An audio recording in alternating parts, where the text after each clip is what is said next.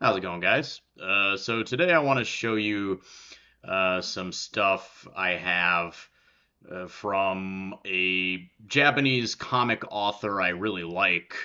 The horror specialist Junji Ito is at this point pretty famous. If you're into comics, even only Western comics, and not so much into Japanese comics, you might have heard his name at least. He's won a few Eisner Awards, I know, but he is also as acclaimed, if not more, in his home country. So, like I said, Junji Ito is a horror manga or horror comic specialist. He's been active for since the 80s professionally. And I would say that he, along with his idol, Kazuo Umezu, who is older than him, of course, but still alive. He's a very old man, almost 90, I think. And these two are kind of like the two masters of Japanese horror comics at this point.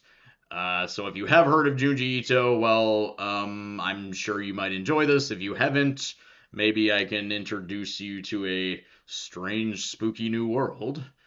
So actually, I recently went to an exhibition, Junji Ito kind of retrospective exhibition, and it was really cool to go there and see some original artworks from comics, that I have enjoyed going back even years to see the original artwork. So anyway, by the way, this is the flyer for the exhibition.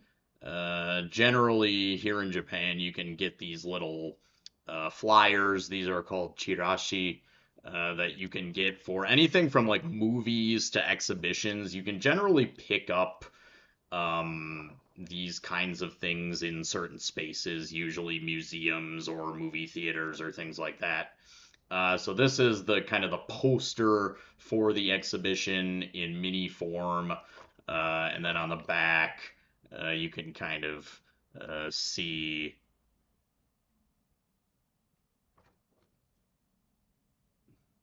what his get a decent idea of what he's all about.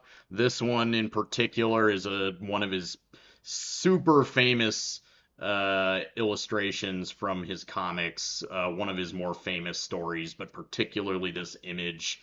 And this is his story, Uzumaki or Spiral. And it was really cool to see the original artwork of this after, seeing it so many times in comics or what have you.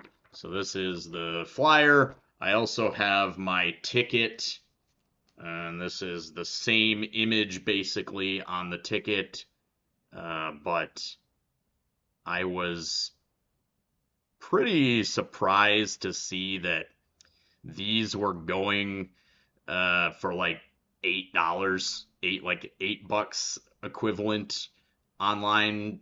People selling them and people buying them for like $8. It was kind of surprising to me, but then again, on the other hand, it's kind of just one of those things where I like save everything. Um, I know, being a Pepino Man enjoyer, I often watch his videos, and he often has the sentiment, I'm a hoarder, man. I don't know, I'm just a hoarder. And I think being a hoarder is kind of a good thing. Just save everything. There's a lot of stuff, like from when I was a kid, that I kick myself for not saving. And yeah, so just be a hoarder. Anyway, let's look at some cards. So I also got these. I also got at the exhibition. These are what are known as omikuji, and they're kind of like fortunes. But these omikuji are in the form of little cards. They're usually like slips of paper or maybe a card.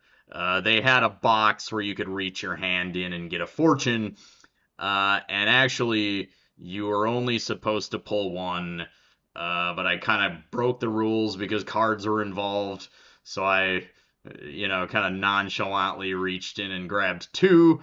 And actually, it's kind of neat because I got basically the two extreme ends of the spectrum for Omikuji. So they usually have very good luck to like pretty bad luck.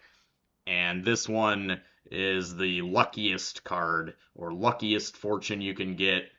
And then this one is the most unlucky. So I guess it's kind of neat to get the two extreme ends of the luck spectrum there.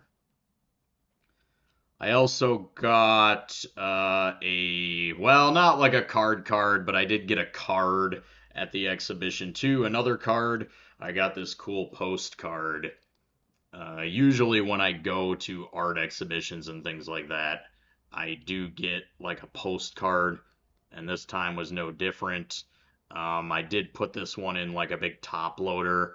Um, it's kind of hard to see, but it is actually shiny. Like most of the image is this mirror shine. So I, put it in here to protect it from smudging and things like that. So it's just a very blank back postcard. And then I have a couple other uh, cards, and I actually got these with the purchase of a comic. So I got a couple Junji Ito comics recently, and these cards were in them. This spooky one, this is Fuchi, one of his more famous characters. She's this giant, like man-eating shark woman. And so these little cards are blank back. And then I also got one of his other, well, his most famous character, Tomie, is how to describe Tomie. She's kind of like a succubus who can replicate and regenerate her body. And this is her in one of her spooky forms. So, also blank back.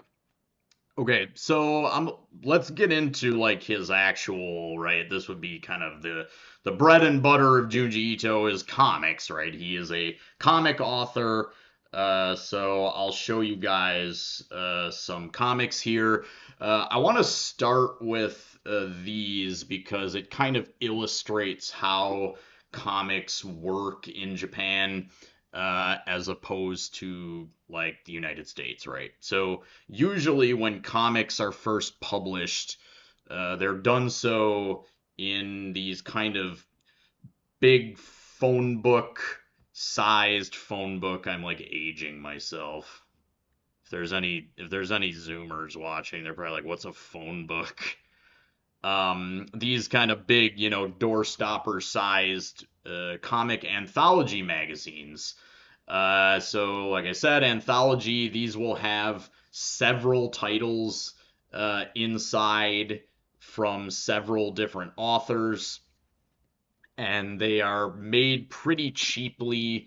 They're printed on pretty cheap newsprinty type paper, usually, well, with varying degrees of quality depending on whether it's a weekly title or a monthly, but generally poor quality paper, a thin, uh, soft cover and things like that. And these come out. This is from Nemuki Plus, which is a monthly magazine that Junji Ito publishes in. So I'll quickly try to find the Junji Ito story in this one. So yes, this is you can get an idea of what his pretty distinct style looks like. He definitely has a little bit more of a realistic style than your average Japanese manga, I would say, which is usually characterized by like super big eyes, and pink hair and all that stuff. But Junji Ito has a little bit more of a realistic style. So anyway, this is the January 2022 issue of Namuki, and then I also have the November 2020 version issue, and then this one as well. I'll give you a little glance of the Junji Ito story. maybe by now you can pretty much immediately pick out his pretty distinct style, like I said.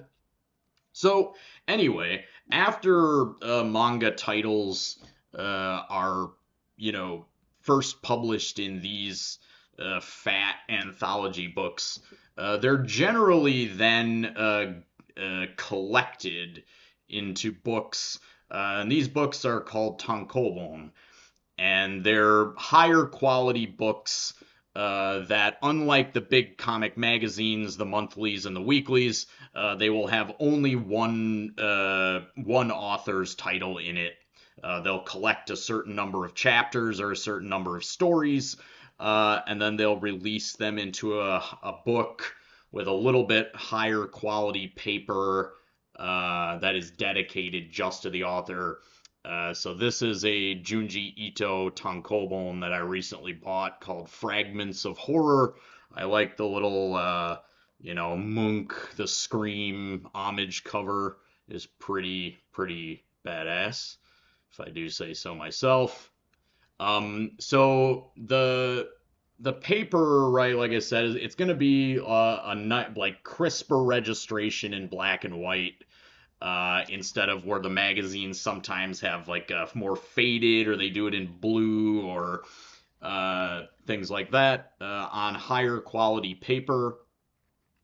But one thing about these is that although they are nice to own and read and collect, from kind of I guess, a collectability standpoint, they generally are not as collectible as these magazines, because the difference is, a magazine like this, these monthly or weekly anthologies, they print them, and they print them once. They do a one-shot print of it, and they're generally poor quality. So it's a combination of being printed once, and then also a lot of times these anthologies, because they are bulky and hard to keep, and also pretty low quality, a lot of them end up damaged or thrown away.